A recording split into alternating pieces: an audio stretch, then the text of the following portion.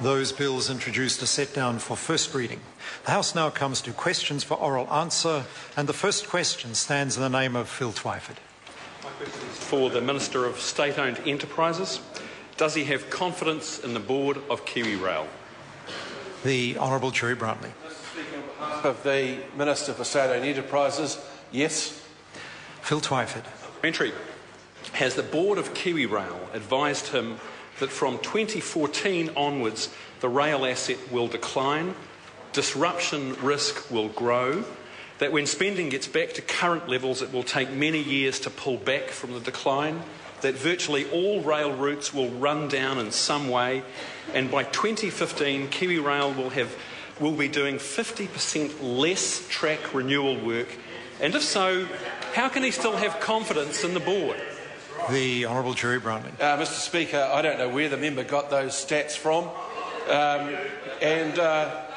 what I would urge him to do is to identify where he got them from and who he got them from.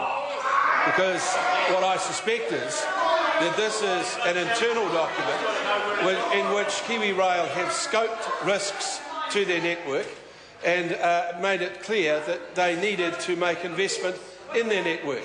So, if I might say, sir, that rather than those things happening, we expect that over the next few years $750 million to be invested in upgrading the network, and that will include up to $80 million a year in maintenance. That's quite a different picture to the one the member is trying to paint. Phil Twyford. Has the board of KiwiRail advised him that the amount to be spent on timber bridges will be cut substantially? Projects on the main trunk line will be cancelled or deferred, the overall condition of railway sleepers will decline, and KiwiRail will have to accept a higher level of unplanned disruptions such as slips and erosion. The Honourable Jerry Brantley. Well, once again, Mr Speaker, the member is trying to speak as if he has some document that he can authoritatively quote from without putting any context on it. My answer is no, they have not advised me of that.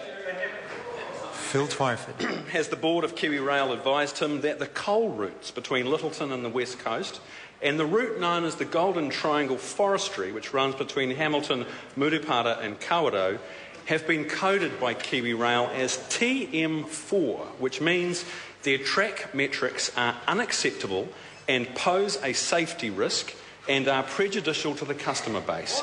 And if so, how can he still have confidence in the board?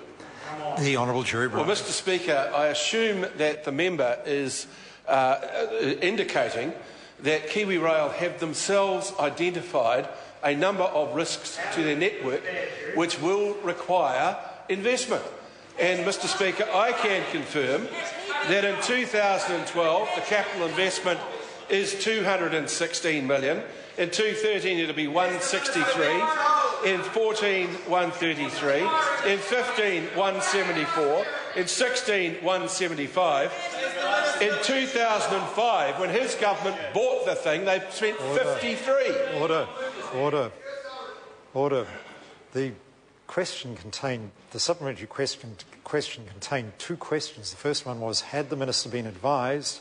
And the second one was, if so, how does he still have confidence in KiwiRail? It would be helpful if either of those questions were answered. If the minister could indicate to the House whether he had been advised of these matters. It would appear from his answer he hadn't, but it would be helpful or whether he still has confidence in the board. Because those are the two questions asked. The Honourable Jerry Brantley. The Honourable Chair, because the Minister didn't answer either of them. I was unaware that you were asking questions, Mr Speaker, but the answer simply is, I have confidence in the board of KiwiRail because they identify risks to their network and then come along with a capital program that would be needed to mitigate against those risks. That's a good thing. Point of order, the Honourable Trevor Mallard. Mr Speaker, I thought one of the rules was when electronic devices were allowed in here that answers to ministers were not to be supplied by way of that, the way they were through Mr Joyce's device then. Order, that's not a point of order. How members use their electronic devices, so that as long as they don't interfere in the proceedings of the House is up to them. Was supplementary question, Andrew Williams? Supplementary question. Supplementary, Mr Speaker. To the Minister, given the numerous instances of rail track defects and neglect, will he immediately review the turnaround plan and direct the KiwiRail board to stop the planned redundancies of around 200 maintenance staff? If not, why not? The Honourable Jerry Bruntley. Well, Mr Speaker, one of the ways in which you can measure the quality and condition of a rail track is by looking at the incidence of derailment. Derailment may be just one wheel or it may be a whole train. In New Zealand, seldom is it a whole train. But what I can report to the House is that the incidence of derailment in the last couple of years has fallen dramatically,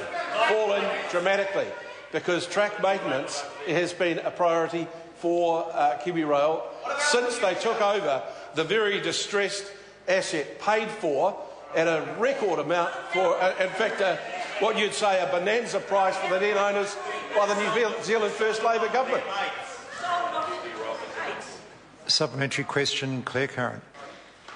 Mr Speaker, to the Minister, does he agree with the statement... Point of order, the Right Honourable Winston Peters. You'll be aware that there was never any New Zealand First Labour government, so why was he allowed to say so?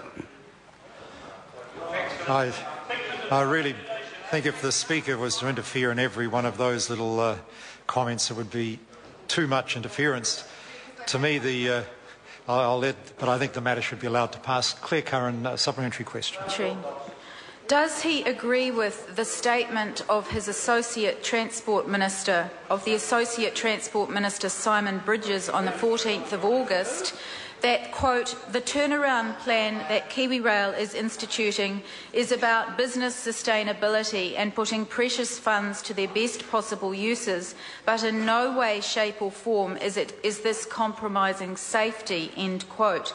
If so, has he been informed by the KiwiRail board of an engineer losing his sight from flying shards when tightening a nut while repairing one of the faulty China North Rail locomotives? The Honourable Jerry Bruntley. Mr Speaker, yes, I do agree with the comments made by the Honourable Simon Bridges. Order. Supplementary question. Point of order. Point of order, Clare Curran. Mr Speaker, I seek leave to table an email informing me of this incident where the engineer lost his sight. Leave is sought to table that document. Is there any objection? There is no objection. Supplementary question, Clare Curran.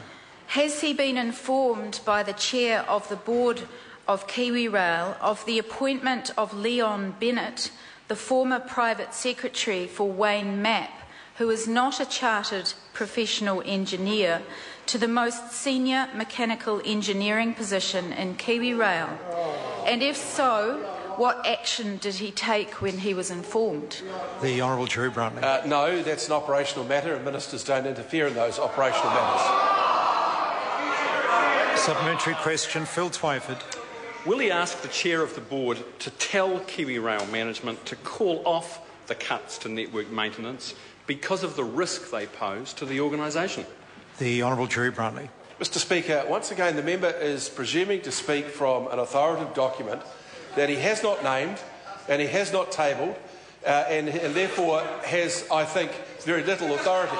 What I can say is that the chairman of KiwiRail has been overseeing a turnaround plan that will see them invest $750 million over the next few years in the network. That's a good thing.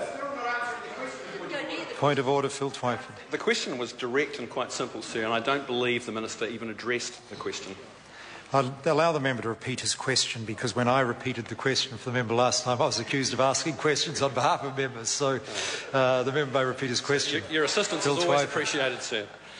Will he ask the chair of the board to tell KiwiRail management to call off the cuts to network maintenance because of the risk they pose to the organisation? The Honourable Jerry Bruntley. Well, I don't accept the hypothetical behind the question. Supplementary question, Phil Twyford. Will he acknowledge not only that KiwiRail cannot meet the financial targets of the turnaround plan, as the Minister did in this House last week, but also that the turnaround plan is unrealistic and is driving KiwiRail to make decisions like sacking 181 workers and deferring $200 million of network maintenance? The Honourable Jerry Bruntley. Once again, Mr Speaker, a supposition put to the House as if it is authoritatively, as if it is authoritative. It is not. What I can say is that KiwiRail are doing their very best to effect the turnaround plan. They will put $750 million into the network in the next few years. That will make the operation safer. All the member is doing is pointing out to the whole world what a huge dog this thing was when his government bought it.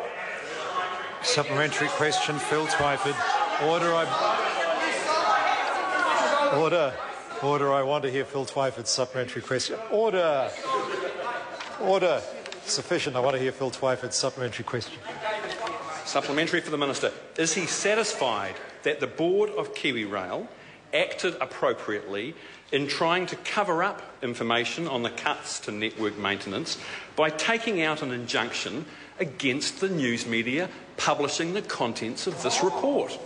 The Honourable Jerry Brumley. Yes, absolutely, because the media outlet who wanted to publish an opinion about that document, were going to do so in a most irresponsible way.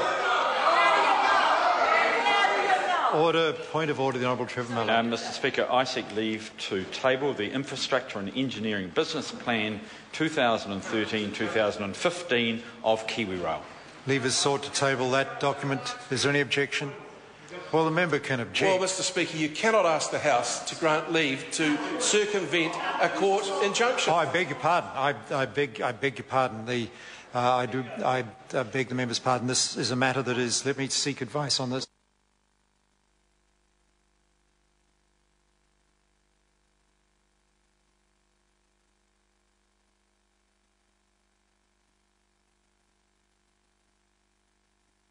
We'll hear the Honourable Trevor Mallard. Just to make it absolutely clear, my understanding is that there is not a general injunction against the publication of this document. It only applies to one radio station. It does not apply to me, and it does not apply to the House. I think the interesting point that is being made was the last point, that such an injunction probably does not apply to this House. But members in deciding whether or not they will grant leave for the document to be tabled may well bear in mind the issue that there are injunctions around the document, or court orders around the document, and that is a matter that members may well consider in deciding whether or not to grant leave for it to be tabled. But it's my feeling that it would be inappropriate for me to refuse the House the opportunity to decide whether or not it wishes to grant leave for the document. So I will put it to the House. Leave is sought to table that document. Is there any objection? There is objection. Point of order, the Honourable Trevor Mallard. Mr Speaker, in light of the invitation of the leader of the House, the Acting Minister of SOEs, to provide documentation that backed up my colleagues' questions, I seek leave to table the executive summary and outcomes section of the Infrastructure and Engineering Business Plan. Leave is sought to table just the executive summary and outcomes from the report as a document. Is there any objection to that course of action? There is objection. Question number. Order. Any member of the House has the right to refuse leave for a document be tabled. Question number 2, Maggie Barry.